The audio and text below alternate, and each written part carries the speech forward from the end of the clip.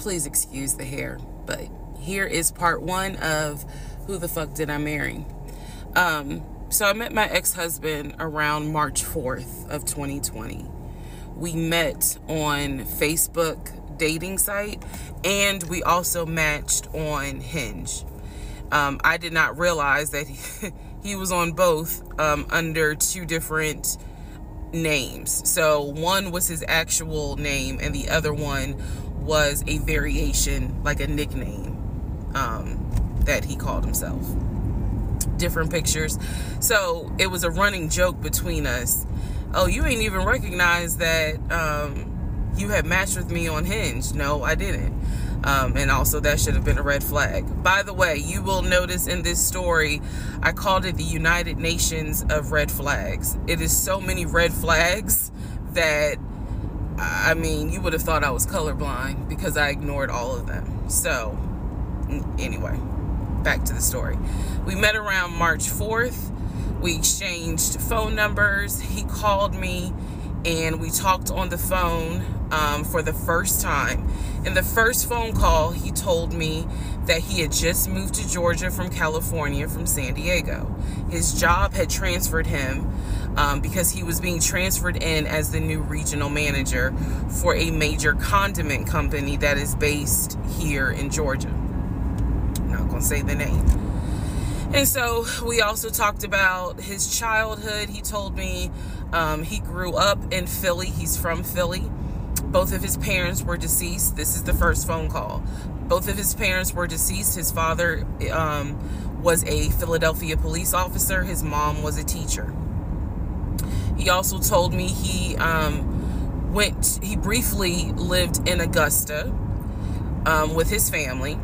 He had 2 brothers and 2 sisters. He also had 2 half-brothers on his dad's side. First phone call. So I'm just giving you guys the backstory. This was the first phone call we had. So we talked about family. We talked about friends. We talked about our jobs. At the time, I was working at Georgia State Patrol. And he knew this, and he just thought that was like, wow, you know, so you work with troopers all day. Yes, I did. Also in that phone call, he explained to me that he used to play football. He explained that he used to play arena football. I know nothing about arena football. I know about NFL. I know about college. Go Dogs. But I don't know anything about arena football. So he explained to me that he used to play arena football. He used to work at Apple in the off season of arena football. And I remember thinking on that phone call, oh, okay, you know, like, good for you. I don't know anything about arena football. And I believe I did tell him that. I don't know anything about arena football. That'll come into play later on. So he told me, you know, I just moved here. My job is paying for my housing and they're helping me to look for a house. He was like, right now I'm in Gwinnett County, but I'm trying to look for a house ideally in Atlanta, like Brookhaven, Sandy Springs. He was like, I really would like to move out there.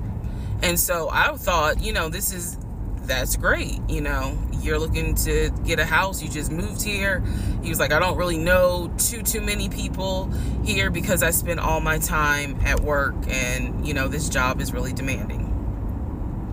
So that was our first phone call. We talked more. He talked a lot, which took me by surprise because I'm not really used to men talking more than me. He eventually asked me out on a date. Our first date was set for Saturday, March 7th, 2020.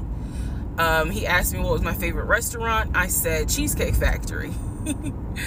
And so we agreed to go out at the Cheesecake Factory in a location that was in between. I lived in Clayton County at the time. He lived in Gwinnett County. I realized that if you don't know anything about Metro Atlanta, that makes no sense. But basically, we lived about 45 minutes apart.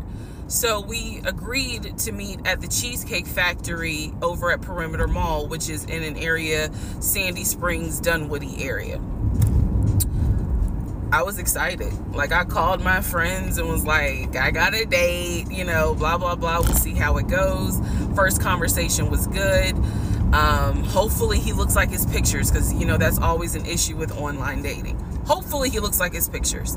So on my way to our date, I took 285, and literally right before I got to Boulder Crest, the exit for Boulder Crest, I heard a boom, and I lost control of my car. Thank God that well, not thank God, but I knew what to do. So I did not crash, but my tire blew out.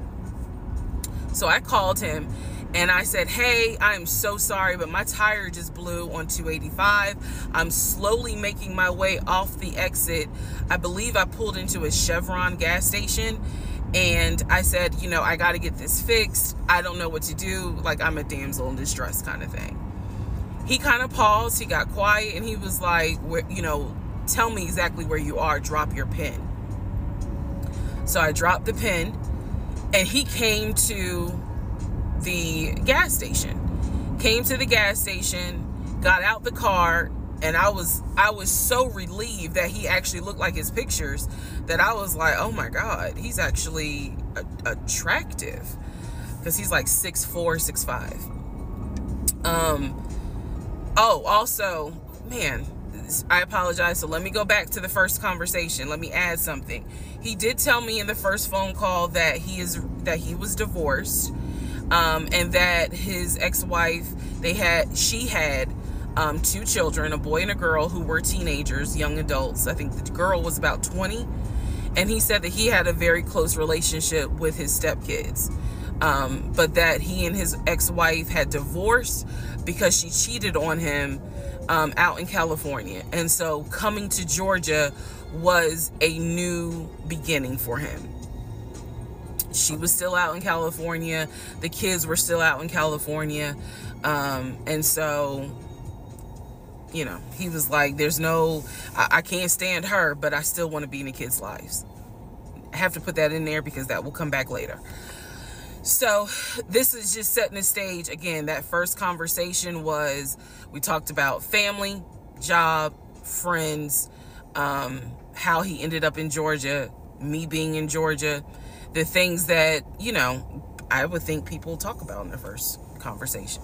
All right, now back to the tire blew out. So he shows up to the gas station. He changes my tire, which I just thought was the sexiest thing in the world. And then he proceeds to say, hey, I found a tire place around the corner. You need to get another tire. Like, you can't drive on this donut. So he followed me to the tire place, and then helped me get a tire, paid for it. So I was definitely like, wow. And so the vibe was good. So anyway, I get the tire fixed. We follow each other to the Cheesecake Factory over in Perimeter. We hold hands walking into the Cheesecake Factory. So in my mind, I'm like, this. Oh my God, I had butterflies. That's the look of a woman who had butterflies. So I had butterflies. And we go in. There's a long wait, and so we sit outside and we just talk, and the conversation's great. And this is where he tells me what it is he's looking for. He tells me, you know, I believe at the time he was 42. He was like, I want to get married and it be for real. He's like, my parents were married 40 plus years before my mom passed away. And I want that. I want marriage, family, a house. Like, that is what I want. He was like, I'm as a man, I'm ready to get married, but I want it to be for real, because the first time, you know, it really hurt me when she cheated on me. So he's telling me everything that I wanted to hear. And so he was like, what is it that you want? And I said pretty much the same thing. I was like, I'm ready to get married. Definitely want to have a family. And I want to marry my best friend. So we both put on the table that we wanted marriage. And this is the end of part 1.